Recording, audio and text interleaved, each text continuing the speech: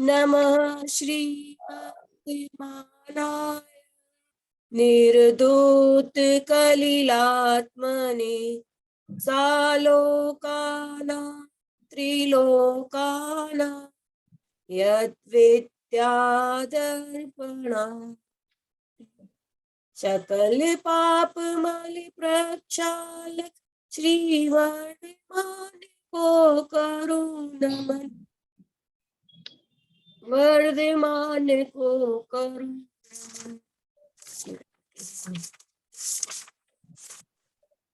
थोड़ा बोलिए। सकल पाप मल प्रक्षालक श्री वर्धमान को करो नमन लोकालोक प्रकाशित करने जिनकी विद्या है दर्पण जिनकी विद्या है दर्पण।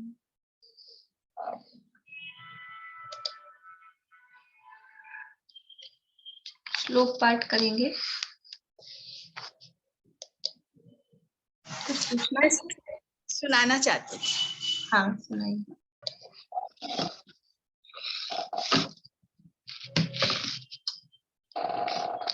रत्नकरण शावकाचार्य की ग्रंथ अपना चल रहा है। क्या बात है, बोलिए अंकल। मैं पूछ रहा था, जब राग द्वेष को अलग अलग दो जगह लिया है तो रति के साथ में अरति को क्यों नहीं लिया? तो 18 गिनाने हैं तो 18 गिनाए हैं। अब अरति को भी लेते, अरति को लिया है, रति को भी लेते तो 19 हो जाते। यस मान लो रति को लिया है, अरति को भी लेते तो 19 हो जाते। तो उसमें गड़बड़ समझ लेंगे। रति अरति अनंत दोनों दोषों, हमारे देव है वो तो अनंत दोषों से रहित है, तो 18 की क्या जरूरत है, कितने भी हो सकते हैं। अनंत दोषों से रहित है, लेकिन अभी ये एक्चुअल में जो ये गिनाए हैं ना, ये समझ लीजिए जो भी कुछ बात होती है तो उसमें यहाँ तो अपनी स्वरूप बताना तो है ही, साथ में अन्य मतों में या अन्य जगह क्या गड़बड़ी चल रही है, अपने धर्म में, अपने मत में या अन्य मत में क्या गड़बड़ी चल रही है, किन किन को देव माना जा रहा है, किन किन से सहित देव माना जा रहा है, तो उसको विशेष रूप से हाईलाइट करके फिर बताया जाता है। तो अब ये 18 इसलिए लिए हैं कि कोई रागी को, कोई द्वेषी को, कोई मोही को, कोई खाने पीने वाले को, कोई सोने वाले को, कोई आश्चर्य करने वाले को, कोई डरने वाले को, इनको देव मान रहे दुनिया में, इसलिए वो एक एक चीज विशेष रूप से अलग से हाईलाइट करके ली। बस बाकी एक मोह का अभाव में ये 18 दोषों से रहित पना आ जाता है। वीतरागता कहने में 18 दोष कहने की जरूरत नहीं है।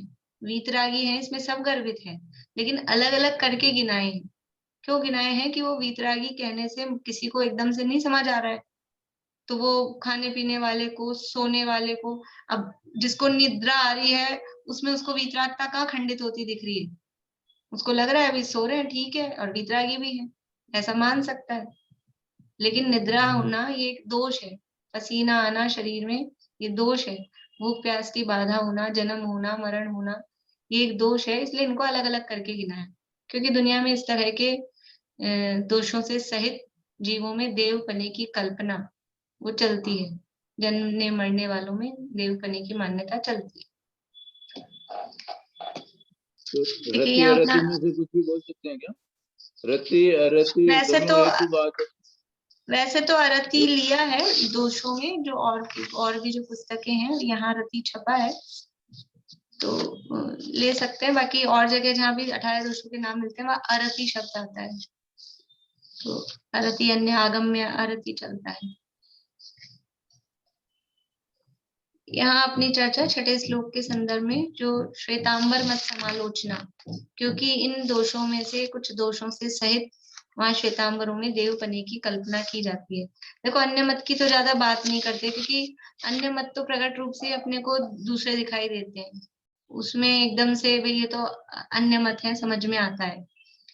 लेकिन यहाँ श्वेतांबर मत की विशेष चर्चा क्यों की है, क्योंकि वहां जैन नाम लगा है, श्वेतांबर के साथ में जैन नाम लगा है, तो फिर अपने को, और वो अपने जैसे से दिखते हैं, कुछ कुछ भगवान है वो वैसे उसी तरह के से दिखते हैं, तो वहां देवपने की कल्पना नहीं हो जाए, वहां सच्चे देवशास्त्र गुरु की कल्पना नहीं हो जाए, क्योंकि वहां सत्यार्थ देवपना नहीं है, दोषों से सहित को देव माना जा रहा है। इसलिए इस श्वेतांबर मत की विशेष रूप से यहाँ चर्चा की है। बाकी अन्य मतों की तो क्या चर्चा करेंगे, वो तो स्पष्ट रूप से ही दिखते ही हैं कि अन्य है, इसलिए उनकी अभी यहाँ ज्यादा चर्चा नहीं की, आगे कहीं करेंगे जहाँ करेंगे। तो अपन ने देखा था कि वो केवली को, प्रकरण क्या चल रहा है कि वो केवली भगवान को यानी अरहंत भगवान को, केवली भगवान जब भी वर्ड लेते हैं बोलते हैं तो वो अरहंत भगवान के लिए मोस्टली कहा जाता है। यद्यपि केवल ज्ञानी अरहंत भी होते हैं, सिद्ध भी होते हैं, सिद्ध भी केवली है, लेकिन फिर भी एक रूढ़ हो जाता है, तो केवली भगवान शब्द वो अरहंत भगवान के अर्थ में रूढ़ है। तो केवली भगवान को कवलाहार उनके यहाँ पे माना जाता है। कवलाहार का मतलब क्या है, कवलाहार का क्या मतलब है, बोलिए रेखा जी। कवलाहार का मतलब है, एक सेकंड, हाँ, कवलाहार का मतलब है कि हाथ से, मुंह से आहार लेना। हाँ, मुंह से ग्रास बना बना के जो आहार लिया जाता है वो कवलाहार कहलाता है। बढ़िया। तो वो केवली भगवान को ऐसा कवलाहार मानते हैं। तो हमने कहा कि तुम्हें आहार सिद्ध करना है कि कवलाहार सिद्ध करना है। अगर आहार कहते हो कि केवली भगवान के भी आहार होता है, तो वो हमको स्वीकार है कि नहीं स्वीकार है? स्वीकार है। कौन सा आहार होता है केवली भगवान के? कि नो कर्म वर्गणाओं का ग्रहण, शरीर के योग्य जो पुद्गल हैं, नो कर्म वर्गणाएं हैं, उनके ग्रहण रूप आहार, उसको भी आहार कहते हैं। तो ऐसा आहार तो हमको स्वीकार है। तो वो बोलते हैं कि नहीं, हम तो कवलाहार मानते हैं, कवलाहार के बिना ये शरीर की स्थिति रहती नहीं है, ये शरीर टिका नहीं रह सकता है। तो कहा कि कवलाहार के बिना तो देवों का रहता है, देव कौन सा ऐसा मुंह से आहार करते हैं, उनका भी तो शरीर टिका रहता है। तो क्या जवाब दिया उसने कि उनके तो मानसिक आहार हो जाता है, इसलिए उनके मानसिक आहार से उनका शरीर टिका रहता है। तो फिर उसको पलट के क्या कहा कि जैसे उनके कवलाहार के बिना मानसिक आहार से शरीर टिका रहता है, वैसे ही केवली भगवान के भी कवलाहार के बिना नौकर्माहार से शरीर टिका रहता है। ऐसा क्यों नहीं मानते? ऐसा मानने में क्या दिक्कत है? तो वो कहते हैं कि नहीं, वो मनुष्य हैं, वो तो देव हैं, देवों का तो टिकता है कवलाहार के बिना। वो तो जो अनंत भगवान है वो तो अपने जैसे मनुष्य ही है। तो जैसे अपने मनुष्यों का शरीर बिना कवलाहार के नहीं टिकता है, स्थिति उसकी दिखाई नहीं देती है, वैसे ही केवली भगवान का शरीर भी कवलाहार पूर्वक ही टिके, ऐसा मानना चाहिए। तो फिर उसको क्या कहा कि अगर तुम ऐसा कवलाहार मान रहे हो, भोजन करना मान रहे हो, तो फिर मनुष्यों के जैसा ही उनके पसीना आए, उनके परिचय उपसर्ग हो, विषाद हो, खेद हो, ये सब भी उनके मानो, ये सब भी मानने पड़ेंगे। तो वो कहता है कि नहीं, केवली भगवान के वो सब तो नहीं होता, उपसर्ग नहीं होता, उनके पसीना नहीं आता और उनके खेद खिन्नता नहीं होती। क्यों नहीं होती? कि ये तो उनके चमत्कार है, ये तो अतिशय है, अतिशय के प्रभाव से ये सब उनके नहीं होते। तो जैसे अतिशय के प्रभाव से तुम ये सब नहीं मान रहे हो कि ये सब दोष उनके नहीं है, वैसे अतिशय मान लो ना कि उनके कवलाहार नहीं होता, बिना कवलाहार के शरीर टिका रह जाता है। इसमें क्यों नहीं अतिशय मानते हो? कोई चीज तो अतिशय से हो और कोई चीज अतिशय से नहीं हो, एक ही कैटेगरी की चीजें हैं, ऐसा कैसे मानते हो?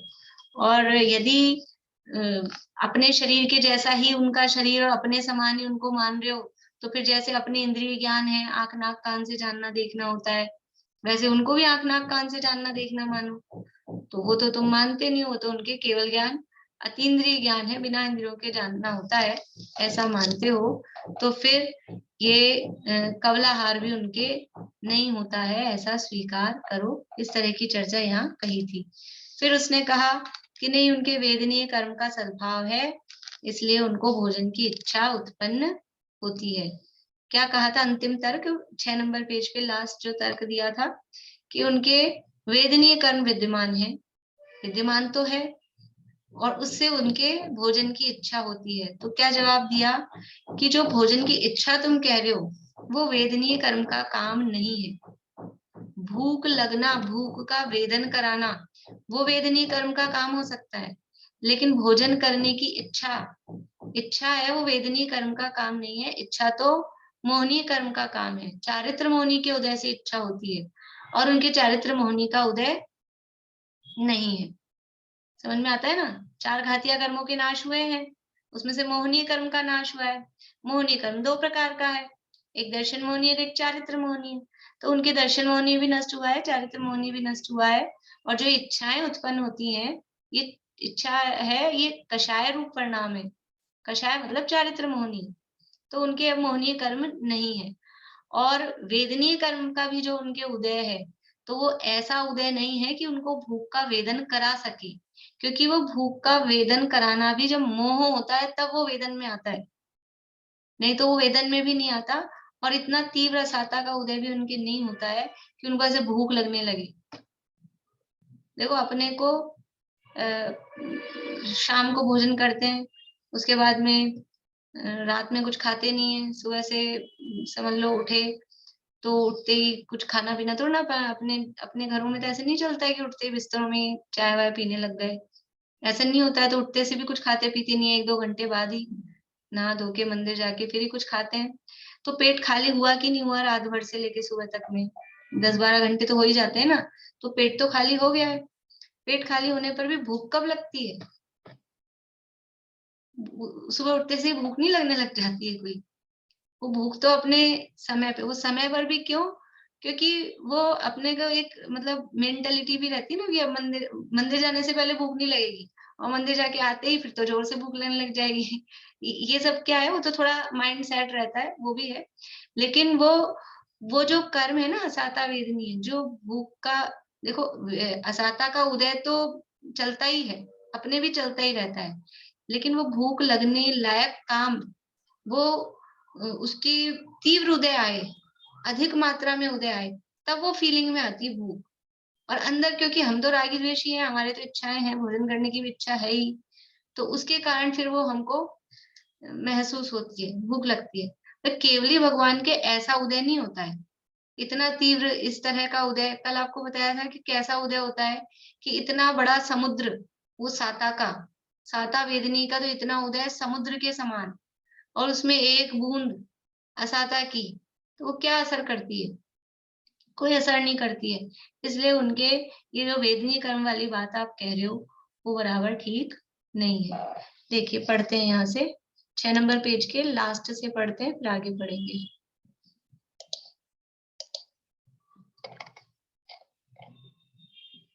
केवली के वेदनीय कर्म का सद्भाव है, इसलिए भोजन की इच्छा उत्पन्न होती है, अतएव कवलाहार में प्रवृत्ति होती है। उससे कहते हैं, तो इस प्रकार कहना भी उचित नहीं है, क्योंकि मोहनीय कर्म की सहायता सहित ही वेदनीय कर्म भोजन करने की इच्छा उत्पन्न कराने में समर्थ है। भोजन की इच्छा वह बुभुक्षा है, इच्छा है सो वह मोहनीय कर्म का कार्य है। जिसका मोहनीय कर्म नष्ट हो चुका है, ऐसे केवली भगवान के भोजन करने की इच्छा किस कारण से उत्पन्न होगी? ये बात हो गई। अब कह रहे हैं, यदि तुम ऐसा मानते हो कि मोहनीय कर्म के बिना भी इच्छा उत्पन्न होती है, कोई ऐसा कहे नहीं मोहनीय नहीं है फिर भी उनकी तो इच्छा होती है। अब कुतर्क करने वाले का कोई चिपका हुआ ही है, अपनी बात को लेके डटा हुआ है, तो उसका क्या करें? तो वो कहता है कि बिना कर्म के भी उनके भोजन की इच्छा हो जाती है। कर्म का उदय नहीं है, मोहनीय कर्म उनके नहीं है, फिर भी उनको तो भोजन की इच्छा हो जाती है, क्योंकि उनको तो ये सिद्ध करना है कि वो भोजन करते हैं। तो अब उससे क्या कह रहे हैं, यदि बिना इच्छा के ऐसे भोजन की इच्छा उत्पन्न हो जाती है, बिना कर्म के उदय के ही भोजन की इच्छा उत्पन्न हो जाती है, तो कह रहे हैं केवली के मनोहर स्त्री को भोगने की इच्छा भी उत्पन्न होने का प्रसंग आएगा। देखो स्त्री सेवन आदि का परिणाम, स्त्री भोग आदि का परिणाम, ये जो विषय सेवन का परिणाम है, ये कौन से उदय, कर्म के उदय का काम है? कौन से कर्म के उदय का काम है? बोली मीनू दीदी। मोहनी है। मोहनी तो कॉमन हो गया, ये तो आपके लिए नहीं था ये जवाब। मोहनी में कौन सा? मोहनी में कौन सा? मोहनी में चारित्र मोहनी है। ये भी कॉमन जवाब है, पर्टिकुलर कर्म बताना है। ये जो वेद वाला है, हाँ वेद, हास्य स्त्री नहीं, पुरुष नहीं, स्त्री हाँ पुरुष। हाँ वेद कर्म है ना, वेद चारित्र वेद मोहन, कर्म, हाँ, वेद नौ कषाय। तो वेद नौ। स्त्री भोगने का परिणाम, स्त्री सेवन करने का परिणाम, ये पुरुष वेद का उदय, पुरुष वेद के उदय में स्त्री सेवन करने का परिणाम आता है। तो आप कह रहे हो बिना इच्छा के उनको भोजन करने का भाव आ रहा है, इच्छा तो नहीं है, सॉरी इच्छा नहीं, कर्म का उदय तो नहीं है, लेकिन फिर भी उनको भोजन करने की इच्छा हो रही है। तो ऐसे ही फिर ये भी मानना पड़ेगा कि उनके वेद कर्म का उदय नहीं है, क्योंकि मोहिनी कर्म का तो पूरा ही नाश हुआ है ना। दर्शन मोहिनी, चारित्र मोहिनी में ये हास्य रति अरति, ये सब नौ कषायों का, इन सब का अभाव हुआ है। तो उनके वेद कर्म का उदय नहीं है, फिर भी उनको स्त्री सेवन की इच्छा हो रही है, ऐसा मानो। फिर भगवान को ऐसा मानो कि जैसे बिना कर्म के उदय के भोजन करने की इच्छा हो रही है, वैसे बिना कर्म के उदय के उनके स्त्री सेवन की इच्छा उत्पन्न हो रही है। देखो और भी आगे कह रहे हैं, केवली के मनोहर स्त्री को भोगने की इच्छा भी उत्पन्न होने का प्रसंग आ जाएगा, तथा सुंदर शैया में शयन, आभरण, वस्त्र आदि भोगोपभोग की इच्छा का भी प्रसंग आ जाएगा। फिर तो उनको सारी इच्छाएं हो जाएंगी बिना कर्म के उदय के, कि मैं अच्छी बढ़िया पलंग पे सोऊं, अच्छे कपड़े पहनूं, आभूषण पहनूं, ये सब इन वस्तुओं का भोगोपभोग करूं, सारी, क्योंकि बिना कर्म के उदय की इच्छा हो रही है। अगर कर्म के उदय के बिना इच्छा हो तो फिर कब खत्म होगी, कैसे खत्म होगी? इच्छा है वो जीव का स्वभाव नहीं है, इच्छा है वो कर्म के उदय से होने वाला परिणाम है। कर्म का उदय होता है तो इच्छा उत्पन्न होती है, और जब कर्मों का ही अभाव हो गया अब कोई इच्छा नहीं है। क्यों इच्छा के क्यों पीछे पड़े हो? क्योंकि इच्छा है वो दुख है। तीसरे अधिकार में मोक्षांग प्रकाशक में कहा है, इच्छा इज इक्वल्स टू दुख। आप आज नोटिस करना दिन भर कि हमको जो दुख होता है उसके पीछे असली कारण क्या है। दुख हो रहा है ना, वो दुख का कारण है इच्छा। इच्छा अपने आप में दुख है। जो कोई भी इच्छा है वो इच्छा इटसेल्फ वो अपने आप में दुख है, और दुख का कारण है, दुख रूप है, दुख स्वरूप है। तो केवली के भी आप बिना कर्म के उदय की वो इच्छा मानोगे तो केवली भगवान तो दुखी हो जाएंगे। फिर ये इच्छा वो इच्छा दुनिया भर की इच्छा है। तो फिर अभी हम थे इच्छावान संसारी जीव, और फिर वो केवली भगवान, अंतर क्या रहेगा? क्या फालतू में मेहनत करके केवली हुए? क्या जरूरत हुई उनको केवली होने की? फिर तो जैसे अपन वैसे वो, फर्क क्या रहा? ऐसी स्थिति है। देखिए, यदि तुम ऐसा मानते हो मोहनीय कर्म के बिना भी इच्छा उत्पन्न होती है, तो तुमसे कहते हैं केवली के मनोहर स्त्री को भोगने की इच्छा भी उत्पन्न होने का प्रसंग आ जाएगा, तथा सुंदर शैया में शयन, आभरण, वस्त्र आदि भोगोपभोग की इच्छा का भी प्रसंग आ जाएगा। तब वीतरागता का अभाव हो जाएगा, क्योंकि जहां इच्छा हो वहां वीतरागता नहीं होती। कि इच्छा है वो राग है, इच्छा है ना। इच्छा को कल कहा था कौन सी कषाय है इच्छा? इच्छा कौन सी कषाय रूप है? नंबर से बता देना है। पहली है क्रोध, दूसरी है मान, तीसरी है माया, चौथी है लोभ। ये 4 कषाय है। इन 4 कषायों में से इच्छा कौन सी कषाय रूप है?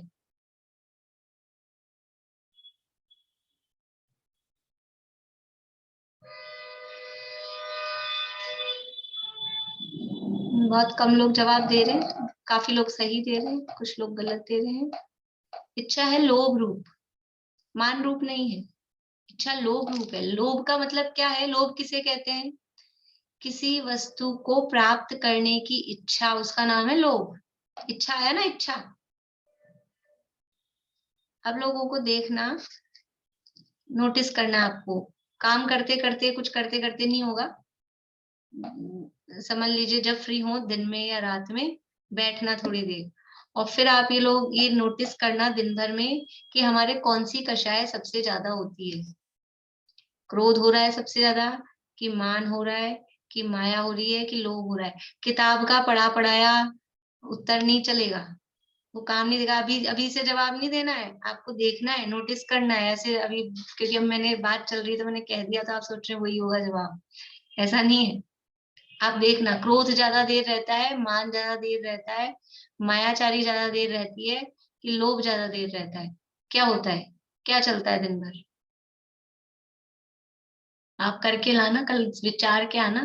तो ये ऐसे अभी के भी आप जवाब तो दे रहे हैं, लेकिन ये जवाब है ना, ये अंदर से निर्णय पूर्वक आए हुए नहीं होते हैं, फिर इसका रिजल्ट नहीं आएगा। हम खुद चेक करेंगे ना, तो वो जो अपना निर्णय होगा, इस तरह से तत्व निर्णय होता है। हम खुद विचार करेंगे ना, हम खुद जज करेंगे, तो फिर अपने को श्रद्धान पक्का होगा। ऐसे तो अपन कह देंगे जवाब सही है, मैं बता दूंगी, मैं अभी बता दूंगी, भी ठीक है, लेकिन हम उस चीज को अपने जीवन में नोटिस कर रहे हैं कि नहीं कर रहे हैं, ऐसा हो रहा है कि नहीं हो रहा है, तब वो जो श्रद्धान होता है वो पक्का होता है। इस तरह से ये श्रद्धान सम्यक होने की दिशा में आगे बढ़ा जाता है। नेहा जी बोलिए। मैम, हमारे यहाँ पे हमारे भगवान को हम वीतरागी मानते हैं, लेकिन अगर आज श्वेतांबरों के मंदिर में देखें, मेरे घर के पास में अभी श्वेतांबर मंदिर बना है, वहां बाहर की तरफ भगवान जी की प्रतिमा लगाई गई है, तो उनको आभूषण पहनाए गए हैं, तो वो फिर मतलब वो तो वीतरागी हुए ही नहीं किसी भी तरीके से। तो ये उनका खुद का भगवान का स्वरूप श्वेतांबरों में ऐसा है या खुद श्वेतांबरों ने ऐसा उन्हें माना है? श्वेतांबर ऐसा मानते हैं ना कि भगवान आभूषण मतलब वो श्रृंगार करते हैं प्रतिमा जी। का, और मुनि दशा में भी वस्त्र सहित ही मानते हैं। हाँ हाँ। तो वो ऐसा स्वरूप वो ऐसा मानते हैं, वो तो इस तरह का उनके मानते हैं। एक्चुअल में वीतरागता का ये स्वरूप नहीं है। नहीं है। जहाँ श्रृंगार है वो तो राग का प्रतीक है ना, श्रृंगार है वो राग का प्रतीक है, और अगर अस्त्र शस्त्र है तो वो द्वेष का प्रतीक है। अगर श्रृंगार हो रहा है तो वो राग है, और राग है तो फिर वीतरागता नहीं है, साफ साफ ही समझ में आ रहा है, इसलिए वो वीतरागता का स्वरूप नहीं। ठीक। बोलिए शशि जी। हम लोगों ने ऐसे सुना था कि श्वेतांबर लोग राजकुमार अवस्था में पूछते हैं, गलत है क्या मेरा? कि वो लोग राजकुमार अवस्था में उनको देखते हैं, पूछते हैं? अगर ठीक, मुझे कंफर्म नहीं है, लेकिन अगर ऐसा भी मानते हो तो राजकुमार दशा पूज्य नहीं है। हम कब हम हमारे पुराणों में या शास्त्रों में जो कहानियां आती है, चरित्र आते हैं, मान लीजिए महावीर भगवान का चरित्र आता है, तो वो राजकुमार थे कि नहीं, वो राजकुमार थे कि नहीं। लेकिन हमारे मंदिरों में एक भी मूर्ति राजकुमार वर्धमान की मिलती है, या राजा ऋषभदेव, उनको तो राजा बने थे ना, उनका राज्याभिषेक हुआ था, तो क्या एक भी प्रतिमा राजा ऋषभदेव की मिलती है, मुकुट उकुट लगा के सिंहासन में बैठे हुए? नहीं, वो हुए होंगे, वो राजकुमार हुए होंगे, वो राजा हुए होंगे, लेकिन वो दशा पूज्य नहीं है। पूज्यता संयम से आती है, संयम की दशा पूज्य है। तो जब तक मुनि दशा धारण नहीं हुई, मुनि दशा की मूर्तियां जरूर मिलेंगी, पंच परमेश्वरों की मूर्तियां मिलेंगी, लेकिन उससे पहले गृहस्थ दशा की ऐसी कोई प्रतिमा आपने है? अपन ऋषभदेव भगवान को मानते हैं तो एक साइड नंदा, एक साइड सुनंदा, ऐसे अगल बगल में, जैसे वो सीता राम लक्ष्मण सीता ऐसे खड़े होते हैं अगल बगल में, ऐसे कोई प्रतिमा अपने यहाँ मिलती है? हम कहें नहीं, हम राज्य अवस्था को पूज रहे हैं। राज्य अवस्था राग की अवस्था है, राग पूज्य नहीं है, वीतरागता पूज्य है। तो जब उनको वीतरागता प्रकट हुई, घर में रहते हुए वीतरागता नहीं है, तो जब मुनि दशा धारण होती है, संयम धारण होता है, तब वीतरागता आती है, तब से पूज्यपना चालू होता है। ये अष्ट द्रव्य से या अर्घ चढ़ा के जो पूजन होती है, वो किसकी होती है? किसी भी घर गृहस्थी में रहने वाले की पूजन नहीं की जाती, कितना ही शायद सम्यक दृष्टि जीव हो, जब तक वो संयम अंगीकार नहीं करे, पंच परमेष्ठियों में नहीं आ जाए, तब तक पूज्यता नहीं आती है। इसलिए अगर ऐसा कहेंगे हम राजकुमार अवस्था को पूज रहे हैं, तो भी गलत है, क्योंकि राजकुमार अवस्था पूजने लायक नहीं है। ठीक है, बोलिए मीनू।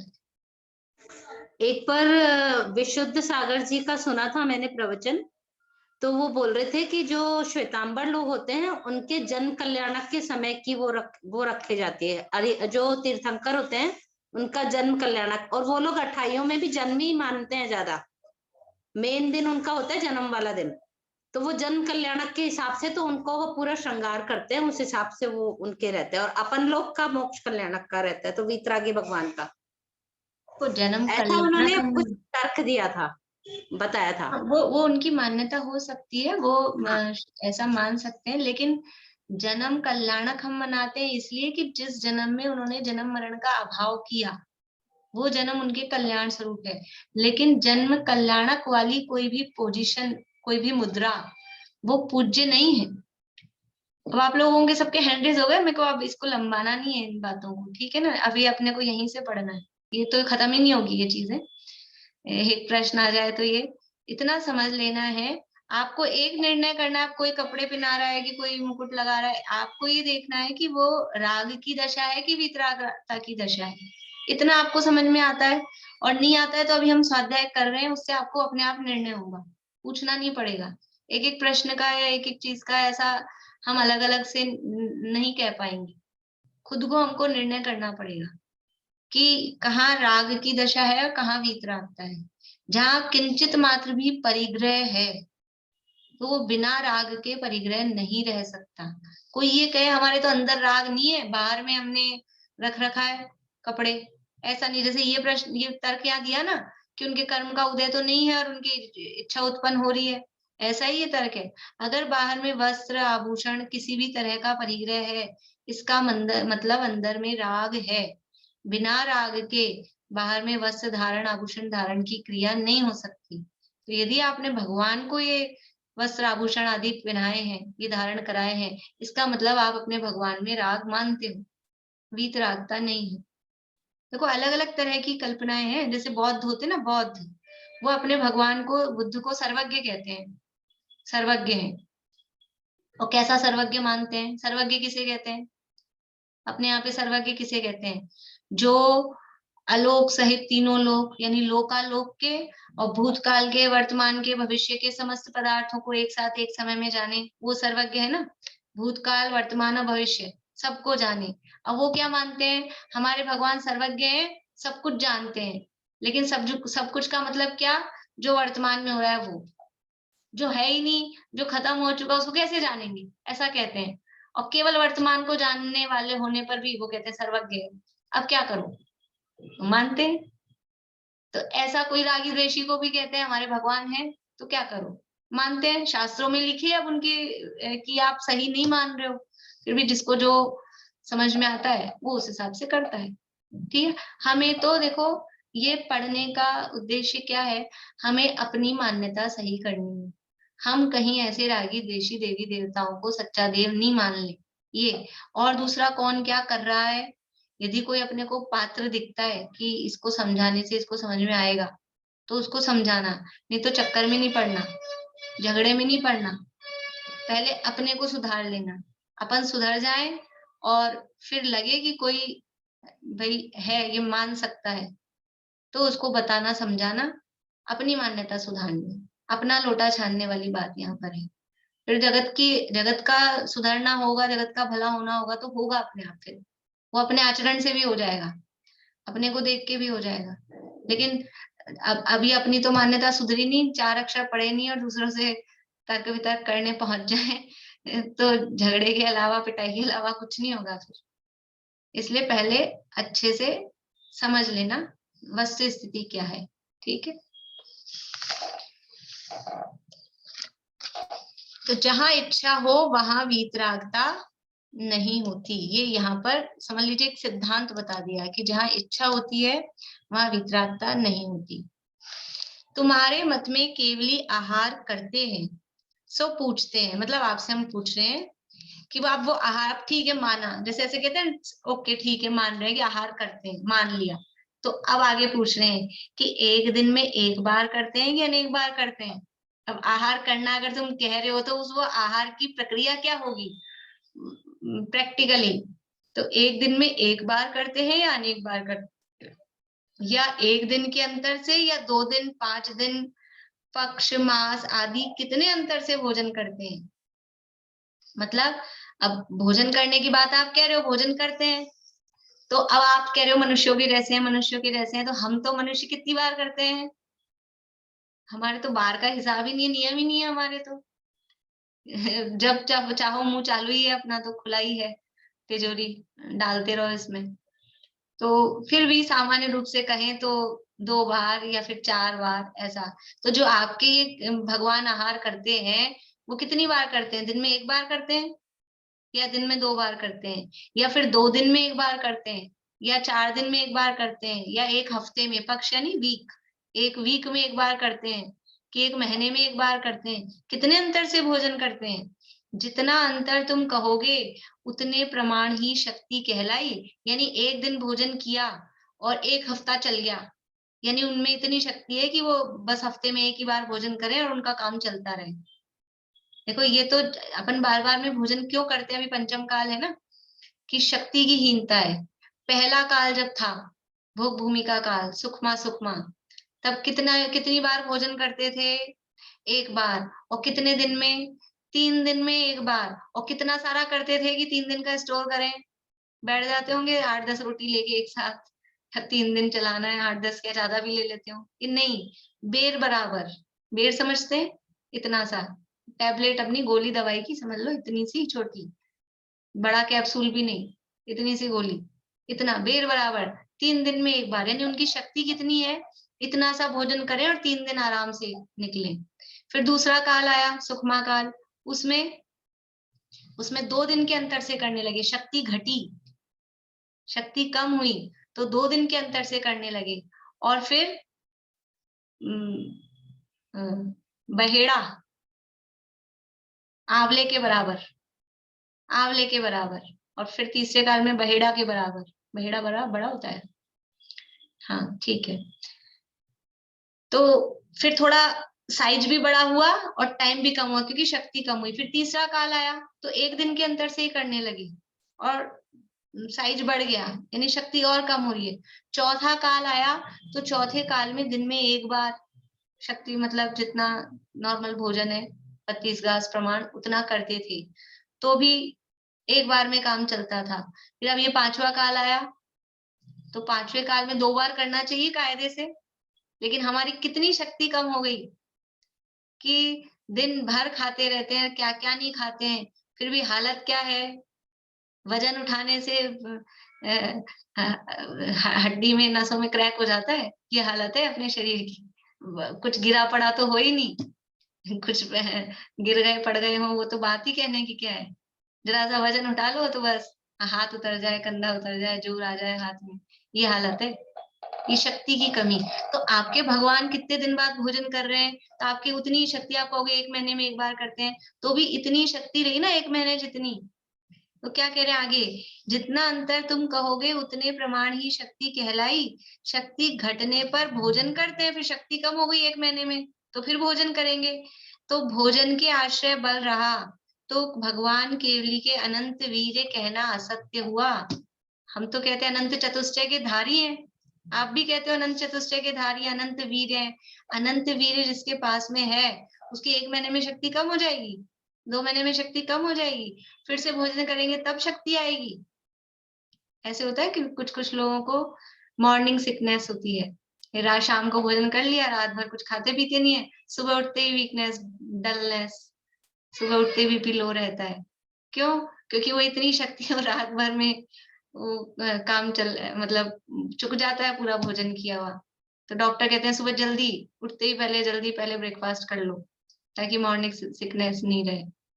तो इतनी कम शक्ति, तो आपके भगवान में इतनी कम शक्ति रही। अनंत वीर्य का क्या होगा? अनंत वीर्य, अनंत का मतलब है एंडलेस, शक्ति कभी खत्म नहीं हो, उसका नाम है अनंत। अनंत वीर्य का मतलब समझ में आता है? अनंत, जिसका कभी अंत नहीं हो, ऐसी शक्ति। तो फिर आप ये भोजन करना मान रहे हो तो कुछ हिसाब तो बताओ कि कितने दिन में करते हैं, कब करते हैं।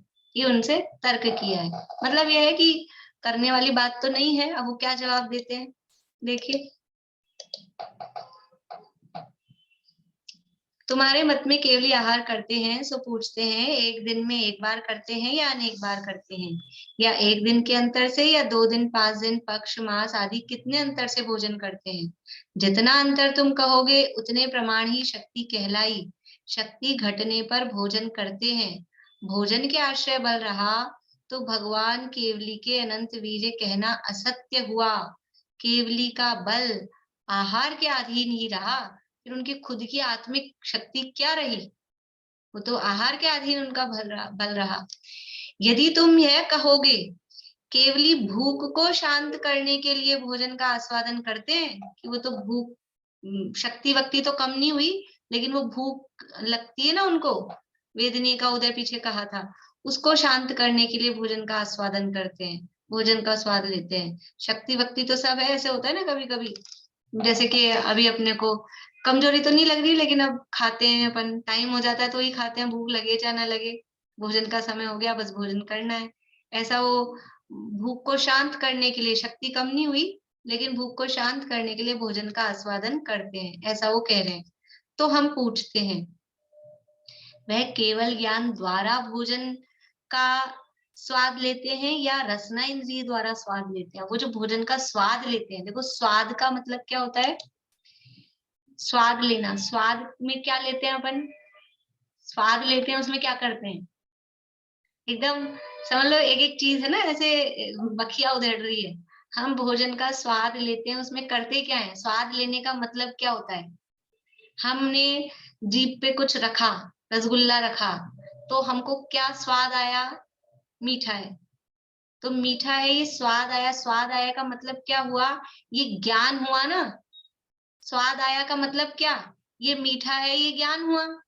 हमने एक चम्मच मुंह में रखी और हमको एकदम से कुछ वापस हटानी पड़ी, तो हमको क्या हुआ कि गरम लगी। गरम लगी तो ये गरम का ज्ञान हुआ। या समझ लो वापस हटानी पड़ी तो मिर्ची लगी, तो वो तीखेपन का स्वाद आया। स्वाद आया में क्या आया? ज्ञान ही तो आया, और क्या आया? जो भी स्वाद आ रहा है, एक घास खाया और खाते अरे थू थू करने लगे, क्या हुआ कि बहुत तेज नमक है, तो क्या हुआ? ये उस नमक का खारेपन का स्वाद आया। स्वाद आया मतलब ज्ञान हुआ। तो ये ज्ञान ही तो करते हैं। सर्दी पड़ रही है, तो सर्दी पड़ रही है तो क्या हो रहा है अपने को कि वो शरीर में ठंड लगती है। लगती है का क्या मतलब है? कि वो ठंड का ज्ञान होता है। और क्या होता है? धूप पड़ रही है तेज, तो धूप का, तपत का, गर्मी का ज्ञान होता है। तो ये जो ज्ञान हो रहा है, भोजन का आस्वाद ले रहे हैं यानी ज्ञान कर रहे हैं, तो वो इंद्रियों के द्वारा, रसना इंद्रिय के द्वारा करते हैं कि केवल ज्ञान के द्वारा करते हैं? किसके द्वारा करते हैं? अब ज्ञान तो हो रहा है उनको। आप कह रहे हो भोजन कर रहे हैं, तो फिर भोजन का ज्ञान होगा, तो वो जो ज्ञान होगा वो रसना इंद्रिय के द्वारा होगा कि केवल ज्ञान के द्वारा होगा? यदि केवल ज्ञान द्वारा स्वाद लेते हैं तो दूर क्षेत्र में रखे हुए भोजन का स्वाद ले लें, फिर कबलाहार करने की क्या जरूरत है? यदि आप कहते हो केवल ज्ञान के द्वारा स्वाद लेते हैं, वो भाई अपने को अभी रसगुल्ला रखा जीभ पे और मीठे का ज्ञान हुआ, समझ में आ रही है कि नहीं आ रही आप लोगों को बातें? ज्ञान समझ में आता है? ज्ञान होता है, हमको कौन सा ज्ञान है? हमको इंद्रिय ज्ञान है। स्पर्शन इंद्रिय से, रसना से, घ्राण से, चक्षु से, कर्ण से, इन इंद्रियों से जानते हैं ना हम लोग। हमको रसगुल्ला यहाँ पर हाथ पे रखो तो हमको पता लगता है मीठा है। अभी तो अपने को पता है रसगुल्ला है तो मीठा होता है, लेकिन कोई चीज अपने हाथ पे रखी, हाथ पे रखने मात्र से अपने को वो मीठी है कि खट्टी है ये पता लगता है क्या? नहीं पता लगता है। वो रसना इंद्रिय के माध्यम से उसका ज्ञान होता है कि ये कैसा है। अलग अलग इंद्रियों के अलग अलग काम है। तो हमारे पास है इंद्रिय ज्ञान और उसको, उसका नाम है मतिश्रुत ज्ञान, और भगवान के पास है केवल ज्ञान। तो वो जो स्वाद ले रहे हैं भोजन का, वो केवल ज्ञान के द्वारा लेना आप कह रहे हो। तो केवल ज्ञान तो ऐसा ज्ञान है कि वो तो सब कुछ जानता है, लोकालोक के समस्त पदार्थों को जानता है। तो उसके लिए भोजन को यहाँ लाके मुंह में रखने की क्या जरूरत है? केवल ज्ञान के द्वारा तो हलवाई की दुकान है, सारी दुनिया की 3 लोग की जितने हलवाई की दुकान है सब जानने में आ रही है, तो वो सारा स्वाद ऐसे ही ले सकते हैं। दूर क्षेत्र में रखे हुए पदार्थों का ही स्वाद ले सकते हैं। अगर केवल ज्ञान के द्वारा वो स्वाद ले रहे हैं तो वो तो दूर क्षेत्र में रखे हुए पदार्थों का स्वाद ले सकते हैं ना। तो उसके लिए मुंह में लाके रखने की भोजन की जरूरत नहीं है, ये यहाँ कह रहे हैं। यदि केवल ज्ञान द्वारा स्वाद लेते हैं तो दूर क्षेत्र में रखे हुए भोजन का स्वाद ले लें, तब कबलाहार करने का क्या प्रयोजन रहा? ये तो एक बात हो गई। और अगर यदि कहते हो रसना इंद्रिय से स्वाद लेते हैं तो मति ज्ञान होने का प्रसंग आ जाएगा। यदि आप कहोगे कि नहीं नहीं केवल ज्ञान से नहीं लेते, रसना इंद्रिय से लेते हैं, तो यदि रसना इंद्रिय से वो स्वाद ले रहे हैं भोजन का, तो फिर उनके भी हमारे जैसा इंद्रिय ज्ञान यानी मति ज्ञान हो गया, फिर उनके केवल ज्ञान कहाँ रहा? क्योंकि मति ज्ञान और केवल ज्ञान ये दो ज्ञान एक साथ नहीं रह सकते। केवल ज्ञान ऐसा ज्ञान है कि वो अकेला ही रहता है, उसके सामने कोई दूसरा ज्ञान नहीं टिकता है। तो यदि मति ज्ञान आप रसना इंद्रिय से उनको स्वाद होना मान रहे हो, तो फिर उनके मति ज्ञान हो जाएगा, मति ज्ञान होने का प्रसंग आ जाएगा। क्योंकि इंद्रियों द्वारा देखना, स्वाद लेना, श्रवण करना, स्पर्श करना, चिंतन करना, यह तो मति ज्ञान के कार्य हैं। क्योंकि इंद्रियों के द्वारा जो भी देखो एक एक लिया, देखना यानी चक्षु इंद्रिय का विषय, स्वाद लेना रसना इंद्रिय का विषय, श्रवण करना कर्ण इंद्रिय का विषय, स्पर्श करना स्पर्शन इंद्रिय का विषय, और चिंतन करना यानी मन का विषय। ये सब पांचों इंद्रियों के विषय, ये तो मति ज्ञान के कार्य हैं। इंद्रियों के द्वारा जो भी ज्ञान हो रहा है ये तो मति ज्ञान का काम है। फिर उनके मति ज्ञान होने का प्रसंग आ जाएगा। यानी एक गलत चीज को हम यदि सिद्ध करने में तुले हुए हैं तो कितनी सारी हमको उनके साथ में विसंगतियां वो सब स्वीकार करनी पड़ेंगी। एक जो चीज होती नहीं है, जो वस्तु स्थिति नहीं है, उसको यदि हम मनवाने पे तुले हुए हैं तो कितने सारे समस्याएं आएंगी, कितने दोष आएंगे। पीछे भी अभी कहा था कि ये इच्छा के संबंध में कहा और अन्य चीजों के संबंध में कहा, ऐसे अब यहाँ पे उनके मति ज्ञान होने की बात आ जाएगी। इतनी यानी ये समस्या उसमें आती है। यदि तुम यह कहोगे कि सर्वज्ञपना और कवलाहार के विरोध नहीं है, जैसे यहाँ आहार करते हुए मनुष्यों में ज्ञान की हीनता नहीं दिखाई देती, वैसे ही भोजन करते हुए भी केवल ज्ञान की हीनता नहीं होती। वो कहते हैं कि नहीं, सर्वज्ञ पने के और कवलाहार पने के विरोध नहीं है, वो हो सकता है। आप मति ज्ञान अभी अपन ने सिद्ध किया ना कि भाई मति ज्ञान हो जाएगा, तो कह रहे नहीं, केवल ज्ञान के साथ में कवलाहार हो सकता है। जैसे यहाँ पर हम कोई भोजन कर रहे हो तो भोजन करते करते क्या अपना ज्ञान कम हो जाता है? भोजन करने वाले मनुष्य के क्या ज्ञान कम हो जाता है क्या? नहीं होता है। भोजन करते हुए मनुष्यों में ज्ञान की हीनता नहीं दिखाई देती है। वैसे ही भोजन कर रहे हैं केवली भगवान, और भोजन करते हुए भी उनके केवल ज्ञान की हीनता नहीं रहेगी, ऐसा ये यहाँ पर तर्क दे रहे हैं। तो फिर उससे उसको कहते हैं कि यदि भोजन करते हुए भी केवल ज्ञान की हीनता नहीं है, तो उससे हम पूछते हैं फिर तो द्रव्य, आभरण, वस्त्र, वाहन, काम, विषय से विषय आदि भोगने में भी सर्वज्ञ पने का विरोध नहीं रहेगा। जो ऊपर अभी तर्क दिया था ना, यदि आप कह रहे हो भोजन करते करते भी सर्वज्ञता है, तो फिर वो रुपया पैसा रखें, आभूषण रखें, वस्त्र रखें, वाहन रखें, काम, विषय, भोग, सेवन करें, फिर भी ठीक है, सर्वज्ञ है और ये सारे काम चल रहे हैं, ये सब मानने का प्रसंग उनके आएगा। अभी आगे और तर्क देंगे कि ऐसा तर्क है कि हमारे यहाँ तो अंतराय कहे हैं। देखो मुनिराज आहार के लिए आते हैं, आप लोगों को मालूम होगा, जो लोग आहार वगैरह देते हैं, कि कोई बच्चा रोने लग जाए, कुछ ऐसा कोई समझ लो बाल वगैरह आ जाए, कोई किसी का मरण, डेड बॉडी देख लें, अंतराय आ जाते हैं ना, 32 प्रकार के अंतराय होते हैं। तो वो केवल ज्ञानी भगवान है। केवल ज्ञान में क्या क्या दिखता है? अच्छी अच्छी चीजें दिखती होंगी, सब बढ़िया बढ़िया, है ना। कोई बच्चे रो रहे होंगे वो तो नहीं दिखते होंगे, किसी को पिटाई हो रही होगी, कोई बच्चे स्कूल में मम्मी छोड़ गई है, वो बच्चा रो रहा है, वो तो नहीं दिखता होगा उनको। और ये कोई भी गंदगी, नालियां जो जमीन के अंदर अपने ड्रेनेज है, वो गंदगी वगैरह तो नहीं दिखती होगी ना उनको।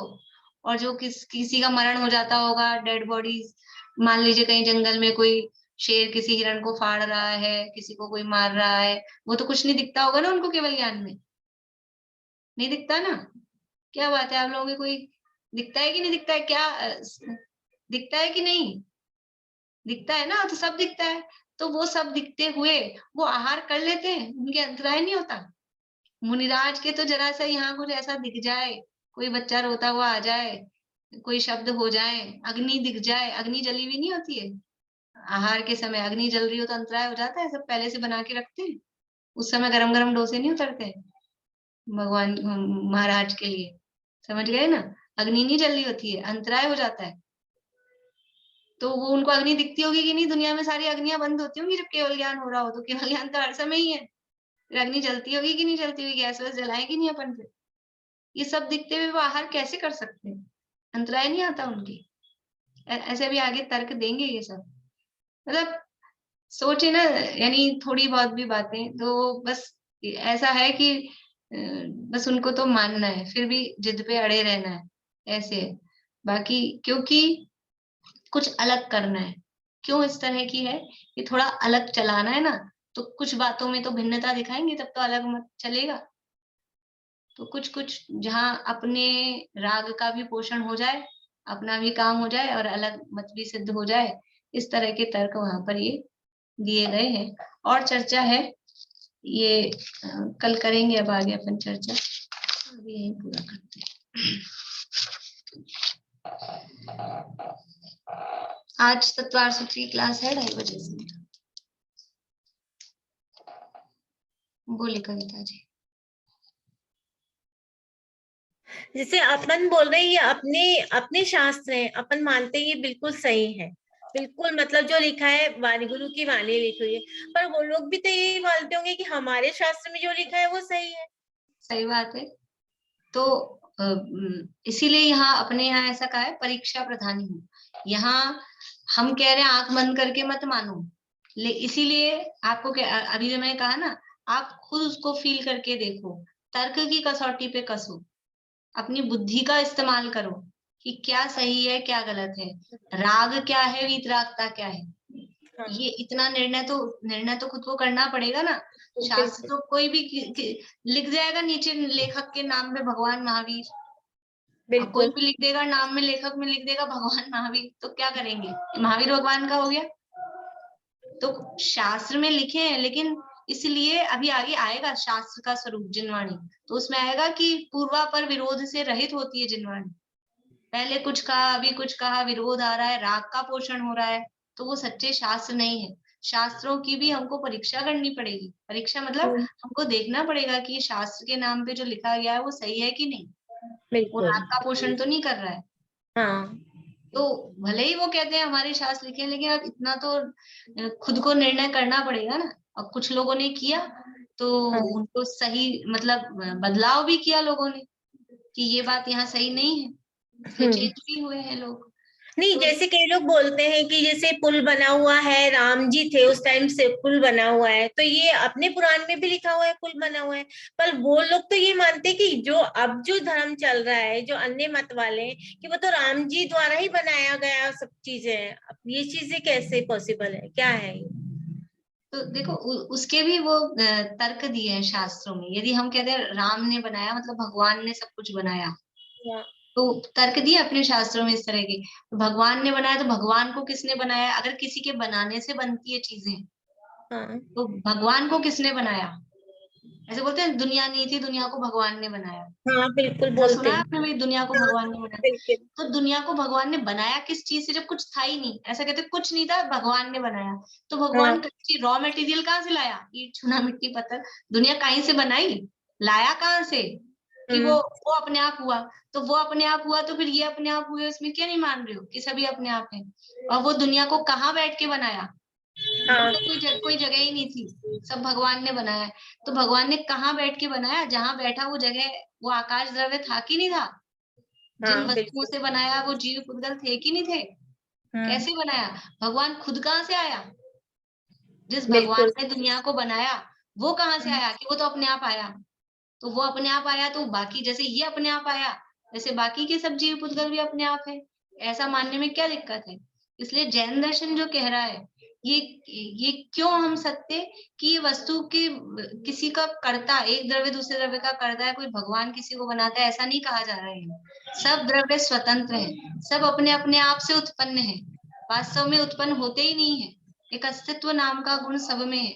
द्रव्य ना कभी किसी से उत्पन्न होता है, ना कभी उसका नाश होता है। और ऐसा मानने में एकदम ऑटोमेटिक सही व्यवस्था चलती है। और किसी को अपन किसी काम का वो बना दो कि ये करने वाला है, तो उसमें गड़बड़ी हुए बिना रहती नहीं।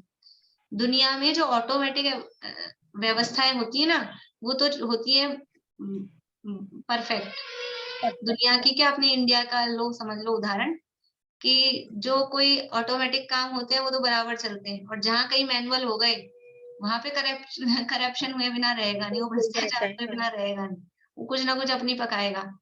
आप समझ लो कि पुराने जमाने में वो रेलवे स्टेशन पे वो होती थी वेइंग मशीन, उस पे खड़े होके वेट लेते थे, फिर वो टिकट निकल के आता था। बचपन में सबने किया होगा, उसमें से अपना वेट आता था, 1 रुपए का सिक्का डालो और उसमें से अपना वेट निकल के आता था, एक कार्ड आता था।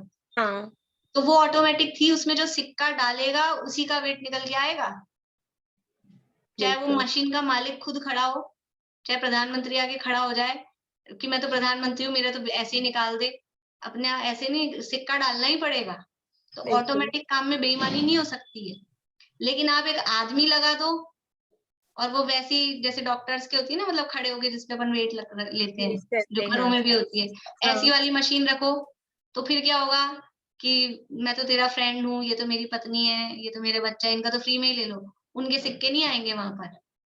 तो जहाँ मैनुअल काम होता है, जहाँ कृत्रिमता होती है, वहां गड़बड़ी होती है। और जहाँ सब ऑटोमेटिक, ऑटोमेटिक का मतलब है सब नेचुरल है, सब अपने आप से, सब अपने से, तो वहां बेईमानी गड़बड़ी नहीं होती। तो ये पूरी जो विश्व की व्यवस्था है, दुनिया की व्यवस्था है, ये ऑटोमेटिक है, कोई इसका करने धरने वाला नहीं है। तो सब बराबर बढ़िया चलता है।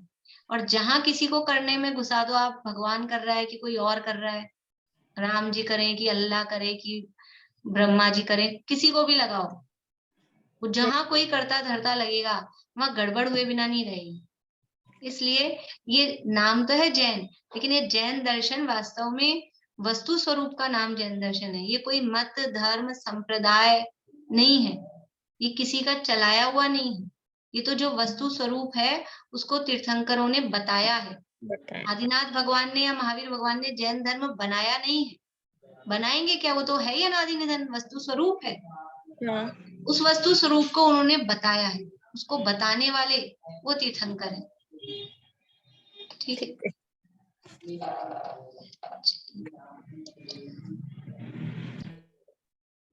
मुझे ऐसा लगता है कि शास्त्राभ्यास की जितनी परंपरा यहाँ है, किसी भी संप्रदाय में नहीं है। तो हमने कभी ऐसे शास्त्र आज तक पढ़े नहीं, अपने घर में भी नहीं देखे, मतलब लोग हमारे घरों में है ही नहीं जिसको पढ़कर हम परीक्षा कर पाए कि जैन धर्म में क्या लिखा है। और परंपरा से पूजन की एक विधि है, हमारे पास जो छोटी छोटी किताबें हैं वो पूजा कैसे करें, पूजन में क्या बोलें, उसी तरह की किताबें हमने, या नौकार है, अणुपूर्वी है, श्वेतांबर परंपरा में हमने यही देखा है। तो शास्त्र हमारे यहाँ हमने कभी देखे ही नहीं, तो हमें न तो वो पढ़ना आया, न हमारे आचार्यों ने कभी, हम स्वयं भी कभी गए नहीं उनके नजदीक, और हमने कभी देखे भी नहीं। तो अब ये पढ़कर हम खुद मतलब अपना चिंतन करते हैं कि अभी तक हमने क्या देखा था और अब हम क्या देख रहे हैं। तो इसमें जो ये आहार की बात हमने कभी सुनी भी नहीं, और यही हम पढ़ रहे हैं कि उस मत में ऐसा मानते हैं। तो ये मतलब हमने आज तक कभी सुना नहीं हमारी परंपरा में भी। देखो दुनिया में धर्म किसे कहा जाता है? पूजा पाठ व्रत उपवास। हाँ हाँ। धर्म के नाम पे आप कोई से भी धर्म में जाओ, हिंदू, मुस्लिम, सिख, ईसाई, मतलब किसी भी धर्म में जाओ, तो धर्म के नाम पे दया कर लो, कहीं पूजा पाठ कर लो, व्रत उपवास कर लो। बस ये श्वेतांबर तक में भी यही है। आप देखेंगे, आप तो पता ही होगा कि बहुत ज्यादा है व्रत उपवास का, बहुत ज्यादा है। कितने कितने उपवास, अभी हम गिरनार जी गए थे, ऐसे 500 लोग वर्षी तप वाले, और सब पैदल वंदना कर रहे। तो वो वहाँ मतलब ये इस चीज का महत्व है, इसी को धर्म मानते हैं। स्वाध्याय करने के लिए ना कोई आपके कहेंगे, ना कोई करता है। स्वाध्याय वाध्याय भगवान का क्या स्वरूप है पता ही नहीं है। और अपने दिगंबरों में भी आधे से ज्यादा यही हालत है कि पढ़ना पढ़ाना तो पंडितों का काम है, अपन तो धर्म करो तो क्या करो भाई, व्रत उपवास कर लो, 10 लक्षण आ रहे हैं, तेला कर लो, 5 दिन के कर लो, 10 दिन के कर लो, खूब धर्म हो गया। वो सरल लगता है। तो पढ़े, किताब खोल के, आचार्य तो लिख गए हैं, सत्य बात लिख गए हैं, खोल के पढ़ें और थोड़ा विचार करें, अपनी बुद्धि को खुला रख के, तो सब समझ में आता है और सब वस्तु स्थिति समझ में आती है। लेकिन वो भी क्या करते हैं कि जो पंडित लोग होते हैं वो भी ज्यादा कहते नहीं है, क्योंकि वो पढ़ लेंगे सही बात तो पता लग जाएगी, तो फिर ये अपना जो चल रही है चीजें वो बंद हो जाएंगी। ये भी सब एक समझ लीजिए वो है तरीके। मतलब तत्व साथ हैं ये, और तत्व भी कोई शब्द है धर्म में, ये हमने यही पढ़कर जाना है, हमें पता ही नहीं था कि वस्तु का स्वरूप क्या होता है। बिल्कुल, इसलिए स्वाध्याय कितना जरूरी है। स्वाध्याय परमम तपह का है, सबसे पहले स्वाध्याय होना चाहिए। पूजा पाठ व्रत उपवास वो अपने आप आते हैं, स्वाध्याय करने के बाद अंदर से अपने आप भाव आते हैं। और अकेले पूजा पाठ करते रहो, व्रत उपवास करते रहो, ना तो उसमें उपयोग लगता है, वो भार जैसे होते हैं। ये इसमें आत्मानुशासन में श्लोक दिया है, ये समय तो हो गया लेकिन थोड़ा उसका भाव बताती हूँ कि यदि सम्यक तो सहित, वहां तो सम्यक तो सहित का है, अपन सम्यक भी नहीं लो, लेकिन स्वाध्याय सहित यदि हम पूजा पाठ व्रत उपवास करते हैं तो वो तो है रत्न के समान। और बिना सम्यक के यानी बिना स्वाध्याय के हम कितना भी व्रत उपवास पूजा पाठ करें तो वो ऐसा है पत्थर के ढेर के समान। एक व्यक्ति सिर पे मनो पत्थर उठा के ढोके लेके जाए और बेचे बाजार में, कितना मिलेगा उसको? और इतना मन पत्थर उठा के लेके गया है, कितना मिलेगा? 100-200 रुपए। और एक इतना सा रत्न लेके जाए, प्योर डायमंड, इतना सा अपने नोज पिन जितना, और उसको बाजार में बेचे तो क्या मिलेगा? 100-200 रुपए। करोड़ों का भी हो सकता है, हीरा है, कितने का होगा? तो हमको क्वालिटी देखनी चाहिए। ये हम ज्ञान सहित जो हम व्रत उपवास पूजा पाठ करते हैं वो रत्न के जैसी वैल्यू वाले हैं। और अज्ञानता पूर्वक कितने भी करो, अज्ञानता का मतलब है बिना स्वाध्याय के, तो कितने भी कर रहे हैं तो उसमें ना वो भाव होते हैं, ना उसकी कोई वैल्यू है, वो पत्थर के ढेर के समान है। इसलिए सबसे पहले स्वाध्याय करना चाहिए, स्वाध्याय करना चाहिए, स्वाध्याय करना चाहिए, और स्वाध्याय करें, और स्वाध्याय ऐसे करें, और इसीलिए अपने उपयोग को स्वाध्याय में लगा के रखें, याद करें। हम अपनी उम्र नहीं देखें, याद करने हम लगेंगे विनीता आंटी, हम ये निर्णय करेंगे ना कि हम याद करेंगे, अपने आप ज्ञानावरण कर्म ढीला पड़ेगा, हमें याद होगा। ये हम अपने उसको बना के रखें। कर्म तो अपने आप ऐसे रास्ता देते हैं, कुछ नहीं, उम्र कुछ नहीं होती है, सब काम। ये जयचंदी छावड़ा आप समझ लीजिए 88-90 के होकर उन्होंने ये सब लिखे हैं। 56-60 के बाद उन्होंने लिखना चालू किए हैं ये सारे, जिनके अपन भावार्थ पढ़ रहे हैं कार्तिक अनुप्रेक्षा में। 60 साल की एज में तो लिखना चालू किया। हम तो 60 साल के क्या, हम तो 40 साल में हथियार डाल देते हैं, अब याद नहीं होता, कुछ नहीं होता। इसलिए उम्र कोई आत्मा की उम्र होती नहीं है, अंदर से अपनी विल पावर स्ट्रांग होनी चाहिए, वो कर्म वर्म सब बैठ जाते हैं। बहुत समय हो गया, आज मैंने सोचा था 1.25 घंटा ही लूंगी, लेकिन और ज्यादा टाइम हो गया है। बोलिए वर्षा जी। बस एक बात बतानी है, आपने जो अभी बताया ना, जब मैंने क्लास ज्वाइन की थी तब मैंने बड़े बड़ों को देखा ना क्लास में, तो उससे मेरे को प्रेरणा मिली, क्योंकि मेरे को तो पहले हिंदी पढ़ना भी नहीं आता था, संस्कृत भी नहीं आता है, प्राकृत भी नहीं आता है, तो कैसे पढ़ूंगी, लेकिन उन लोग को देख के मेरे को प्रेरणा मिली है। विनीता बिल्कुल, हमारे कांता आंटी को देख के बहुत लोगों को प्रेरणा मिलती है। ये बिल्कुल अच्छे सूत्र पाठ करते हैं, गाथा पाठ करते हैं, और बराबर सबको प्रेरणा मिलती है। बड़ों को देख के मेरे को प्रेरणा मिली कि नहीं आता है लेकिन पढ़ना है। बिल्कुल। चलिए बोलिए भाई विनीता आंटी, शॉर्ट में बोलिए, टाइम बहुत। ये कह रही आपके कहने से इतना अच्छा लगा, रात को 9 की 9 गाथा याद करके सोई। बहुत बढ़िया, बहुत बढ़िया। मुझे ऐसा याद लगाने वाला चाहिए, इसलिए मुझे तो अच्छा लगा वो। चलिए अब आप लोग इनसे प्रेरणा ले लीजिएगा, इन्होंने कल की कल 9 गाथा याद कर ली है, तो ये आप लोगों से बड़े हैं काफी। चलिए अब जिनवाणी स्तुति बोलते हैं। कौन बोलेंगे? सुनीता भाभी आप बोलिए जिनवाणी स्तुति।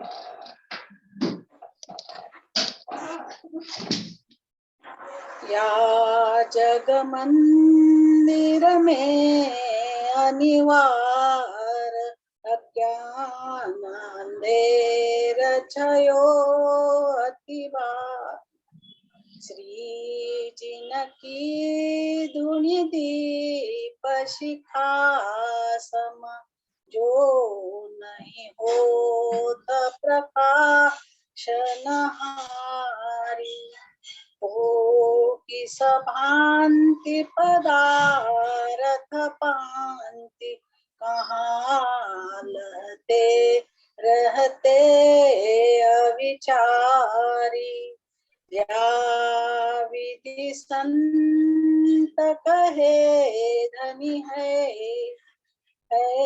जिन पे न बड़े उपकार।